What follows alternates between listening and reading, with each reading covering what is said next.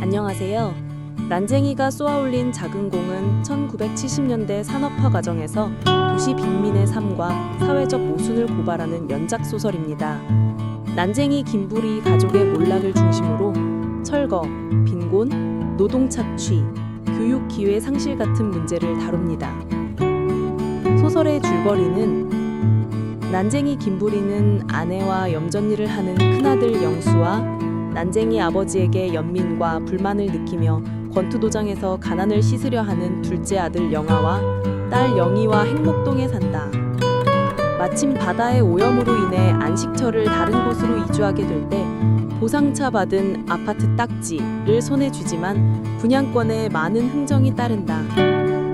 난쟁이 가족에게도 부동산 투기업자 박우철의 손으로 분양권이 넘어가게 되고 박우철은 또 어느새 영희에게도 유혹의 손길을 뻗치고 사치스러운 박우철의 그늘에 몸을 숨기고 마는 영희. 영희는 변신하고 싶었다. 그러나 따스했던 행복동의 가족들은 영희의 변신을 방해한다. 행복동의 낡은 가옥들이 무너져버린 새벽, 영희는 박우철의 금고에서 가족의 꿈인 주택 분양권을 찾아주고 난쟁이가 없어진 행복동으로 향한다.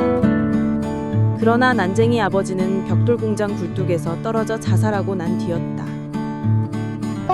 그럼 오늘은 1960년 이후 산업화 과정에서 도시 빈민의 삶을 감상하시겠습니다.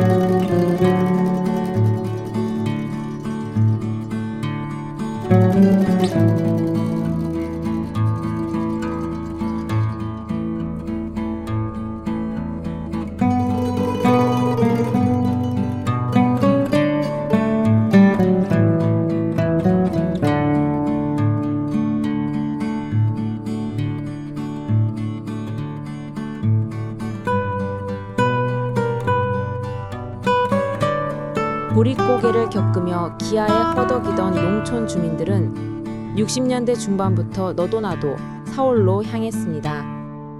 1966년부터 970년까지 무려 60여만 명이 이농해 서울에 정착했다고 했고 서울에 거대한 판자촌이 형성되기 시작한 것도 이 무렵이었습니다. 1967년부터 1970년까지 총 14만 598동의 판잣집이 세워졌습니다. 정부는 68년부터 용산역 인근 등 철도 연변부터 철거를 시작하면서 70년까지 8만 9,692동의 집들이 강제 철거됩니다.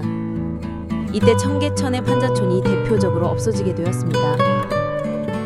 서울시는 철거 때마다 철거민들과의 잦은 충돌이 반복되자 아예 이들을 서울 외곽 수도권에 집단 이주시킬 계획을 세웠고 경기 광주군 중부면에 약 10만 5천 가구, 인구 50만에서 60만 명이 살 수 있는 광주 대단지를 만들기로 한 구상이 나오게 된 출발점입니다.